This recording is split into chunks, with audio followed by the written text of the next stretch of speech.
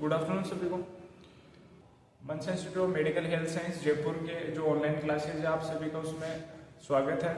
मैं Sunil Choudhary as a nursing tutor जो अपना जो चैप्टर रह चुके हैं उनके बारे में स्टेप बाय स्टेप डिस्कस करेंगे।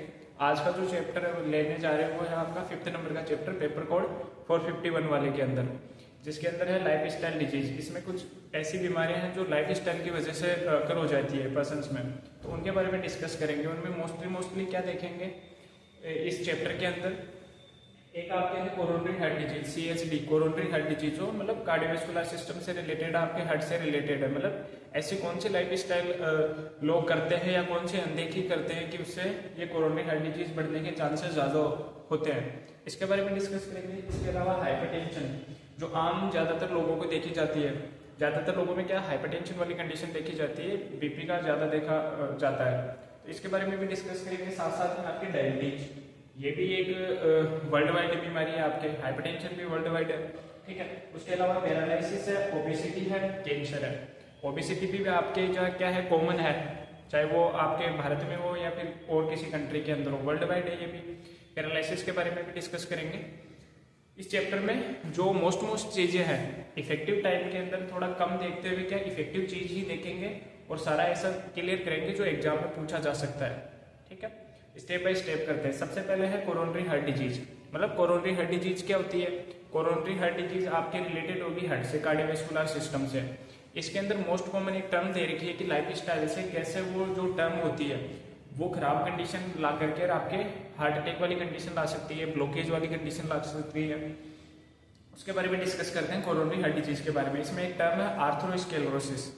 आर्थरोस्क्लेरोसिस का मतलब आपके ये होता है कि जो लोग ज्यादातर सैचुरेटेड फैट खाते हैं या जिनका कोलेस्ट्रॉल लेवल हाई होता है या फिर जो खाने के बाद में बिल्कुल भी एक्सरसाइज वगैरह नहीं करते हैं, सिडेंटरी लाइफ स्टाइल है, उनमें क्या होता है जो कोरोनरी आर्टरी होती है उसमें क्या होता है धीरे धीरे आपके कोलेस्ट्रॉल हो गया या फैट हो गया वो क्या होता है जमा होने लग जाता है। जमा होने से क्या होता है जो कोरोनरी आर्टरी है जो ब्लड का ले जाने का काम करती है हार्ट की तरफ, मतलब सप्लाई करती है हार्ट को, उस आर्टरी के अंदर धीरे धीरे फैट जमा होने लग जाएगा आपका, साथ साथ में कोलेस्ट्रॉल जमा होने लग जाएगा। तो क्या होगा उसकी जो इलास्टिसिटी है वो इफेक्ट होगी, इलास्टिसिटी में कमी देखने को मिलेगी। कमी देखने को मिलेगी तो धीरे धीरे कोरोनरी आर्टरी क्या होगी नैरो हो जाएगी, सिकुड़ जाएगी, पतली हो जाएगी।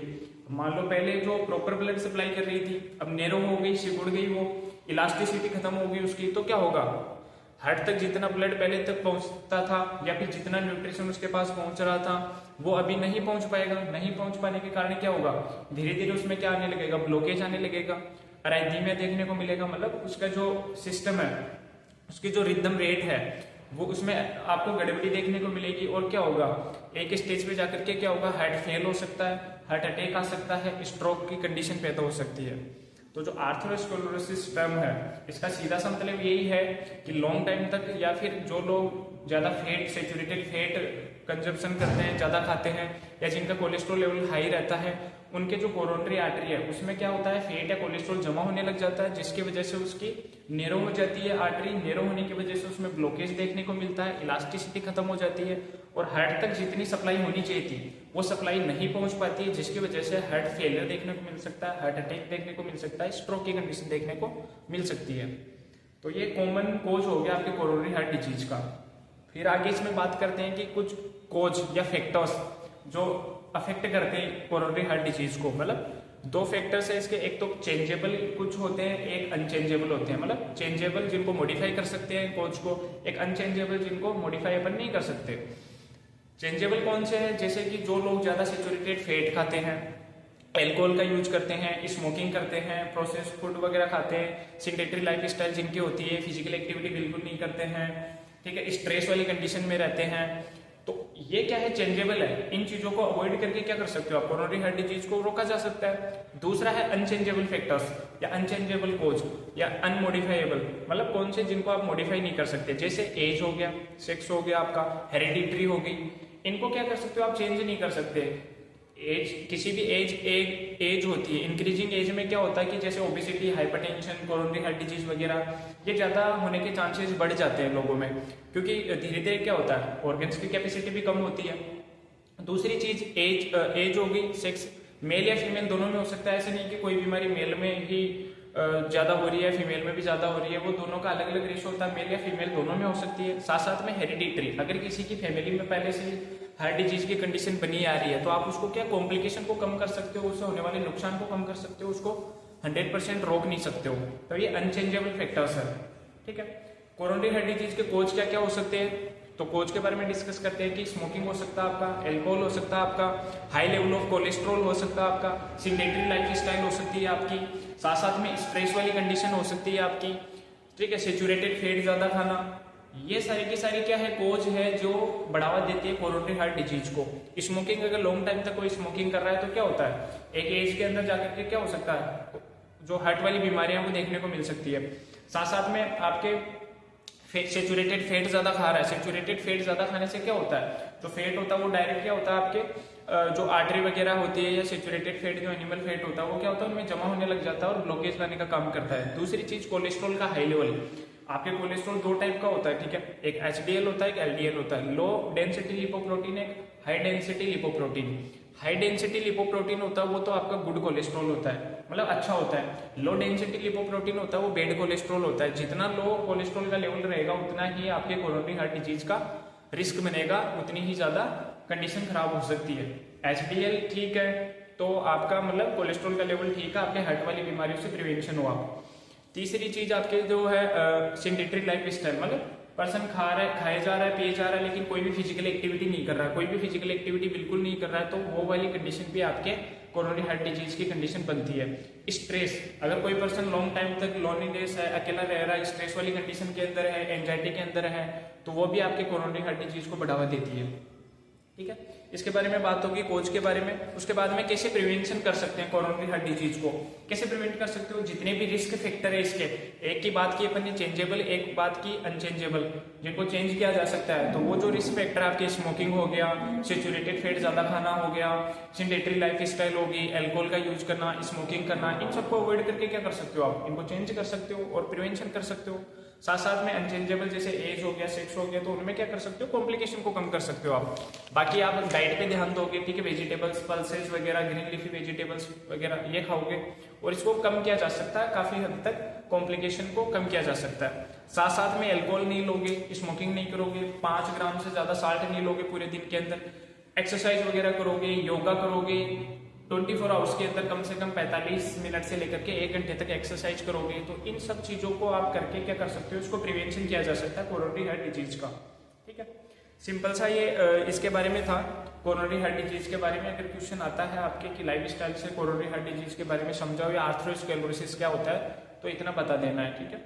उसके बाद में इंपॉर्टेंट चीज है आपके हाइपरटेंशन, ठीक है। हाइपरटेंशन के बारे में दे रखा है कि हाइपरटेंशन क्या होती है और इसके कोज क्या है, इसको कैसे प्रिवेंशन कर सकते हैं। इंपॉर्टेंट है हाइपरटेंशन आपके।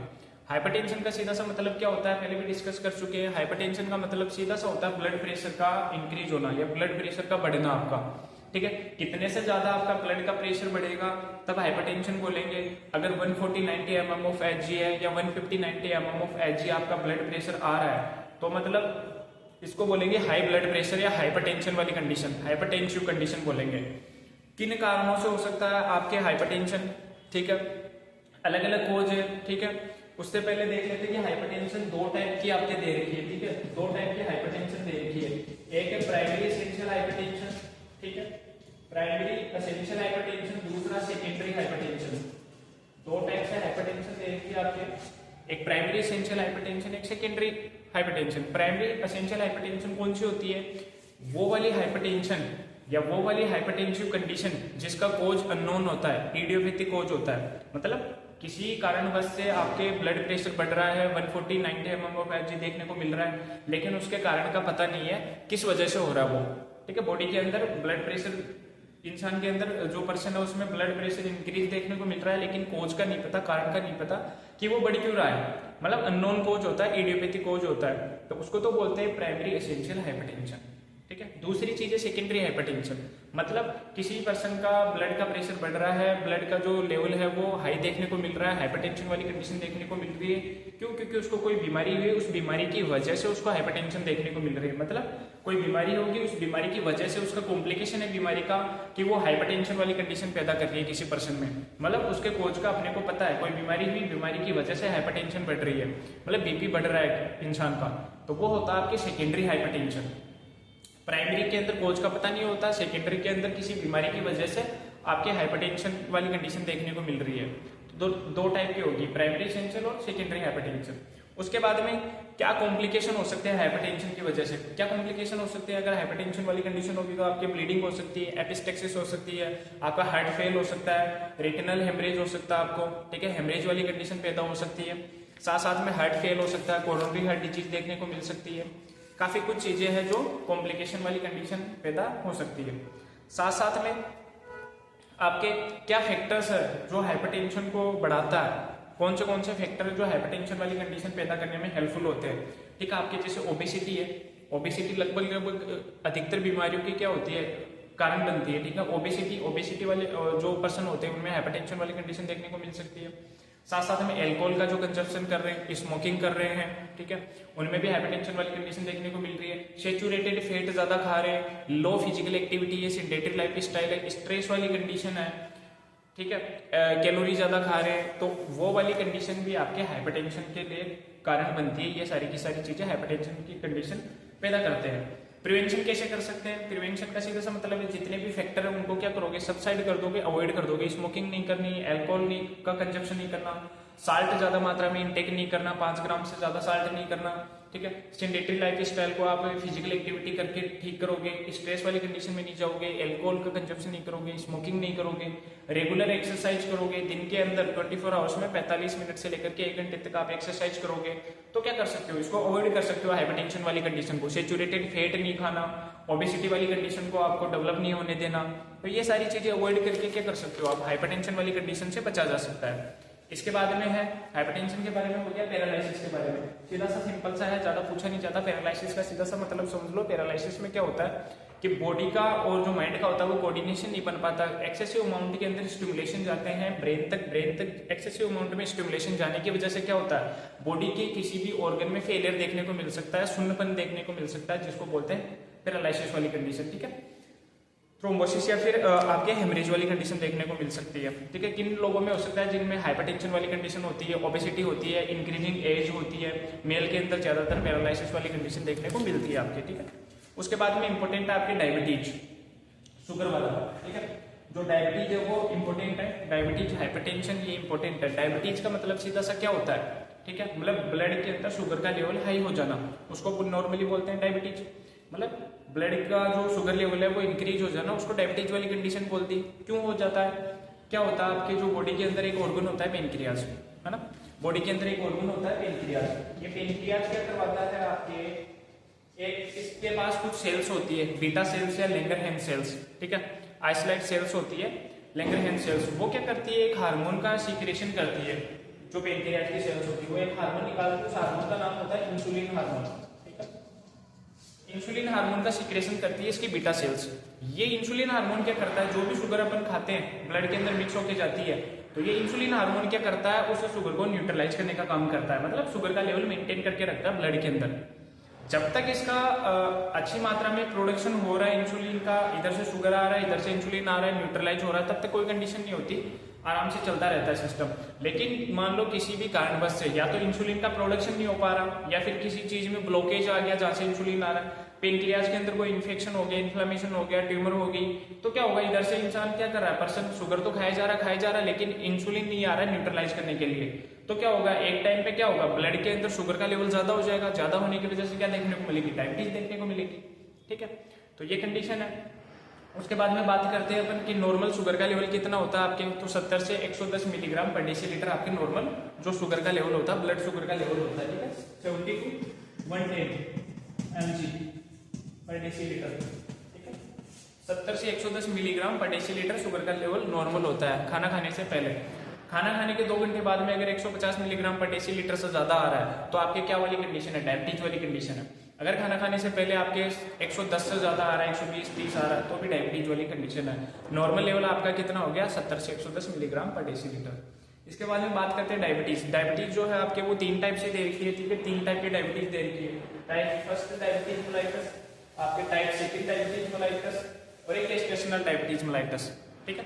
टाइप फर्स्ट इंसुलिन डिपेंडेंट, ठीक है, type second non insulin dependent, और थर्ड है gestational diabetes mellitus. Gestational diabetes mellitus के बारे में थोड़ा सा देख लेते हैं। गेस्टेशनल डायबिटीज मेलाइटस कौन सी को बोलते हैं? कोई लेडीज थी, पहले उसको शुगर नहीं थी, जैसे प्रेगनेंसी अगर हुई, प्रेगनेंसी के बाद में उसको शुगर का लेवल ज्यादा देखने को मिल रहा है, डायबिटीज वाली कंडीशन देखने को मिल रही है, तो उसको बोलते हैं गेस्टेशनल डायबिटीज मेलाइटस, मतलब प्रेगनेंसी के अंदर उसको डायबिटीज हुई है। ऐसी वाली महिलाओं में क्या होता है, जो बच्चा होता है वो लार्ज साइज का देखने को मिलता है, जिसको बोलते हैं मैक्रोसोमिया।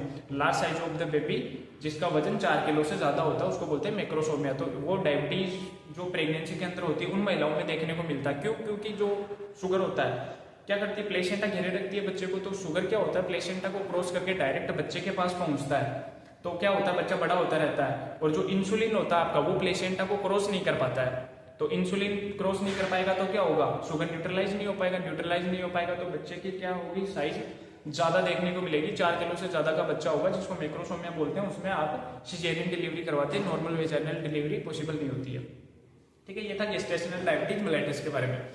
इसके बाद में 3 टाइप की डायबिटीज देख ली। उसके बाद में इसका कोज क्या हो सकता है, ठीक है। कोज के बारे में बात करते हैं तो कि पेनक्रियाज की कोई भी डक्ट है उसके अंदर ऑब्स्ट्रक्शन आ गया, मान लो किसी वजह से पेनक्रियाज का इन्फेक्शन या इन्फ्लेमेशन हो गया, जिसको पेनक्रियाटाइटिस बोलते हैं। पेनक्रियाज के अंदर कोई ट्यूमर होगी, मान लो कोई वायरल इन्फेक्शन हो गया, आपके ऑटो इम्यूनिटी देखने को मिल गई, ठीक है। इस वजह से क्या हो सकता है, आपके इंसुलिन का लेवल गड़बड़ाया हुआ देख सकता है, इंसुलिन का लेवल कम मिल सकता है, और जिससे शुगर का लेवल ज्यादा हो जाएगा।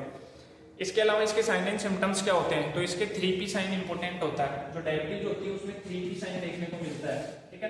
Polyphagia, polyuria, polydipsia. Polyphagia, polyuria, polydipsia. Polyphagia का मतलब आपके होता है एक्सेसिव अमाउंट में खाना। पॉलीयूरिया का मतलब होता है एक्सेसिव अमाउंट में यूरिनेशन जाना। पॉलीडिप्सिया का मतलब होता है एक्सेसिव अमाउंट में प्यास लगना, ठीक है। 3P साइन देखने को मिलता है। इसके अलावा वीकनेस वगैरह, टाइटनेस वगैरह, ये सारे सब कुछ होते ही हैं, ठीक है। साथ साथ में आपके जो है इसमें क्या टेस्ट करवाओगे, एक तो ब्लड का शुगर का लेवल टेस्ट हो जाएगा, साथ साथ में एक HbA1c टेस्ट होता है, जो 3 महीने का या 90 दिन का ब्लड की शुगर का काउंट होता है, वो करवाया जाता है। उसके बाद में मैनेजमेंट में क्या करोगे आप, अगर किसी को डायबिटीज है तो मैनेजमेंट में क्या करोगे, इसका सीधा सा सिंपल सा मैनेजमेंट होता है एक्सरसाइज और डाइट मॉडिफिकेशन, साथ साथ में मेडिकेशन। 3 टाइप्स है। एक्सरसाइज सबसे इंपॉर्टेंट होती है, डाइट मॉडिफिकेशन भी इंपॉर्टेंट होता है आपके, साथ साथ में फिजिशियन जो भी आपको प्रिस्क्राइब मेडिकेशन कर रहा है वो लेनी है, ठीक है। मेडिसिन से ज्यादा रोल आपके जैसे फिजिकल एक्टिविटी का और साथ में डाइट मॉडिफिकेशन का होता है शुगर वाले पेशेंटों के अंदर, ठीक है। तो रेगुलरली एक्सरसाइज वगैरह करेंगे, योगा करेंगे 45 मिनट से लेकर के 1 घंटे तक एक्सरसाइज वगैरह। डाइट के अंदर आप जो भी शुगर का लेवल है उन चीजों को अवॉइड करोगे, साथ साथ में जो भी प्रिस्क्राइब मेडिकेशन है वो लेकर के आप क्या कर सकते हो, डायबिटीज वाली कंडीशन को क्योर कर सकते हो, ठीक है। उसके बाद में देखा ओबेसिटी। ओबेसिटी क्या है, वर्ल्ड वाइड बीमारी है ओबेसिटी, मतलब हर जो कंट्री है उसमें देखने को मिलती है। ज्यादातर आजकल लोगों में ओबेसिटी वाली कंडीशन देखने को मिल रही है, ठीक है। अगर इसमें आइडियल वेट के 20% से ज्यादा है तो आइडियल वेट के मतलब वो नॉर्मल पर्सन है, 20 से 40% है आइडियल वेट का तो मतलब मॉडरेट है, और अगर 40% से ज्यादा है तो उसको सीवियर ओबेस पर्सन माना जाता है। ओबेसिटी वाली कंडीशन आपके मानी जाती है। ओबेसिटी मतलब कैसे मानते हैं, कैसे पता लगेगा कि ये ओबेज है या फिर अंडरवेट है या ओवरवेट है, तो उसका एक फॉर्मूला होता है, ठीक है। आपके एक फॉर्मूला होता है, वो होता है आपके BMI, ठीक है। फुल फॉर्म भी पूछी जा सकती है, BMI बॉडी मास इंडेक्स, है ना, बॉडी मास इंडेक्स। BMI का मतलब होता है आपके बॉडी मास इंडेक्स। ये एक फॉर्मूला होता है। इस फॉर्मूले में क्या होता है, इसकी एक रेंज होती है, उस रेंज के अगर कैटेगरी ऊपर आ रही है, नीचे आ रही है या बीच में आ रही है तो उसके अकॉर्डिंग बांटा जाता है कि अंडरवेट है, ओवरवेट है या नॉर्मल है। इसका जो फॉर्मूला होता है वो फॉर्मूला होता है आपके वेट इन केजी, जो वजन होगा वो तो होगा आपके किलोग्राम में, और जो हाइट होगी वो नीचे आएगी मीटर इन स्क्वायर, ठीक है। Height in metre square. Weight तो आपका जो होगा वो क्या होगा, केजी के अंदर होगा, BMI का जो फॉर्मूला होता है, ठीक है। वेट आपका क्या होगा, ठीक है, वेट होगा केजी के अंदर, और आपकी हाइट जो होगी वो होगी मीटर स्क्वायर के अंदर। तो इसकी एक रेंज आती है, इसकी रेंज होती है आपके 18 से लेकर के 24.9 या 24.5 की रेंज होती है। अगर किसी पर्सन की BMI 18 से कम आ रही है तो वो आपके माना जाएगा अंडरवेट के अंदर। अगर किसी की BMI 18 से लेकर के 24 तक या 24.9 तक आ रही है तो मतलब वो नॉर्मल है, ठीक है। या फिर आपके 25 से लेकर 29 तक आ रही है, ठीक है, 25 से 29 तक आ रही है, या फिर 30 से ज्यादा आ रही है तो वो अलग कंडीशन बनती है। 25 से 29 तक आ रही है तो मतलब वो ओबेज है, ठीक है, मतलब ओवरवेट है वो। और अगर 30 से ज्यादा आ रही है तो वो क्या है, ओबेसिटी वाली कंडीशन है, उसमें सीवियर ओबेसिटी की कंडीशन देखने को मिल रही है पर्सन के अंदर, ठीक है। तो बॉडी मास इंडेक्स होता है जिससे पता लगाया जाता है आपके क्या कोज हो सकते हैं आपके ओबेसिटी के, क्या कारण हो सकते हैं कि ओबेसिटी वाली कंडीशन डेवलप हो सकती है। सबसे इंपॉर्टेंट चीज होती है सेचुरेटेड फैट ज्यादा मात्रा में खाना।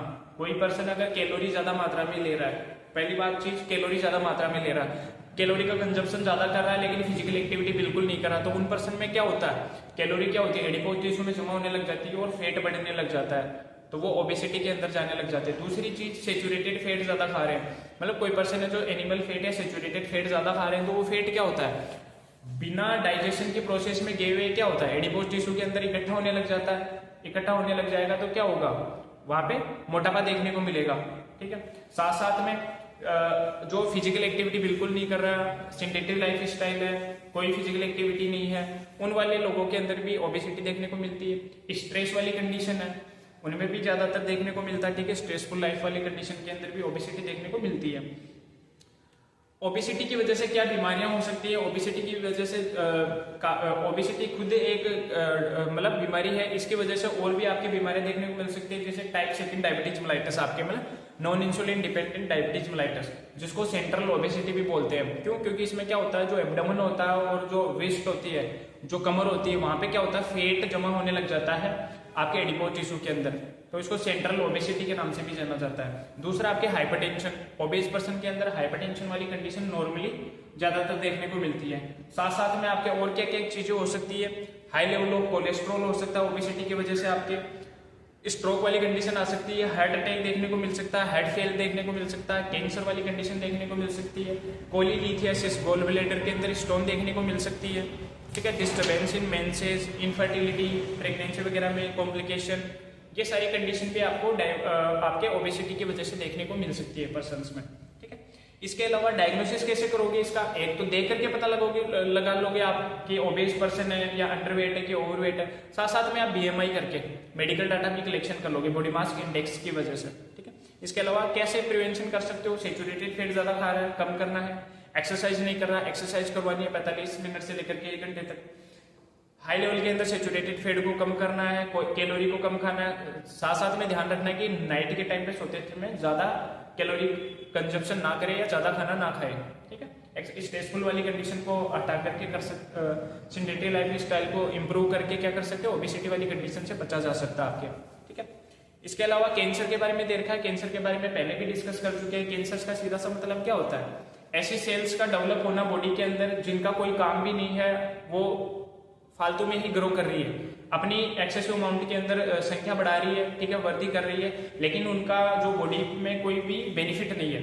मतलब क्या होता है, अनकंट्रोल्ड जो अनवांटेड सेल्स का ग्रोथ होती है, अनकंट्रोल्ड अनवांटेड सेल्स की ग्रोथ होना, जिनका बॉडी के अंदर कोई भी काम नहीं है, बिना किसी वजह से ही कोई लाभ नहीं पहुंचा रही है और वो एक्सेसिव अमाउंट के अंदर ज्यादा मात्रा में आपके बड़ी हो रही है, ठीक है, ग्रो कर रही है, वो होते हैं आपके कैंसरस सेल्स। बात करें तो कि जो मेल के अंदर होता है वो लगभग आपके लंग कैंसर या ओरल कैंसर ज्यादा देखने को मिलता है, फीमेल के अंदर ब्रेस्ट कैंसर ज्यादा देखने को मिलता है, ठीक है, डेवलपिंग कंट्री जो भी है। क्या क्या फैक्टर्स हो सकते हैं कैंसर के, टोबैको, कोई लॉन्ग टाइम तक टोबैको यूज कर रहा है तो लॉन्ग टाइम तक क्या होता है, टिश्यू इरिटेशन की वजह से कैंसर सेल्स डेवलप हो जाती है। लॉन्ग टाइम तक एल्कोहल का कंजप्शन कर रहा है, आपके लीवर वगैरह खराब हो जाएगा, ठीक है, लीवर के कैंसर वगैरह देखने को मिल सकता है। साथ साथ में प्रोसेस फूड या कलर फूड का ज्यादा लॉन्ग टाइम तक कोई भी यूज कर रहा है, ऑक्यूपेशन जैसे कोई कैडमियम आपके क्रोमियम वाली जो भी फैक्ट्रियां वगैरह होती है वहां पे काम करते हैं तो उस वजह से भी देखने को मिल सकता है आपकी कैंसर वाली कंडीशन। साथ साथ में UV rays, radiations, sun rays, इनकी वजह से भी स्किन कैंसर वगैरह देखने को मिल सकता है आपके, ठीक है। ये कुछ कोज होते हैं कैंसर के।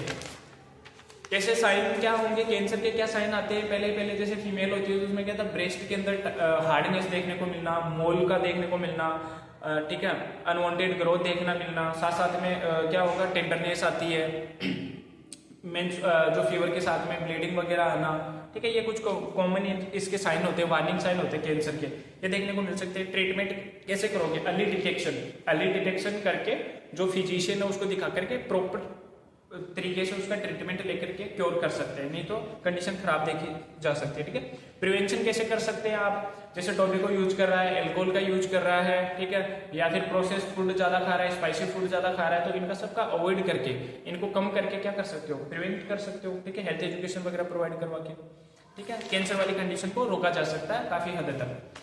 ये चैप्टर खत्म हो गया। इसमें सबसे ज्यादा इंपॉर्टेंट है आपके हाइपरटेंशन और डायबिटीज। ठीक है, जहां से क्वेश्चन आपको लाइफ स्टाइल बीमारी के बारे में पूछा जा सकता है कि हाइपरटेंशन के बारे में समझाओ या फिर डायबिटीज के बारे में समझाओ, डायबिटीज क्या होती है। ठीक है, तो वो बताना। साथ साथ में पैरालिसिस का अगर आ जाए आपके, या फिर आपके कैंसर का आ जाए, तो पहले भी देखा हुआ ओबेसिटी के बारे में भी पूछा जा सकता है। हाइपरटेंशन, डायबिटीज और ओबेसिटी, ये तीन इंपॉर्टेंट है, इनमें थोड़ा थोड़ा देखना आपको।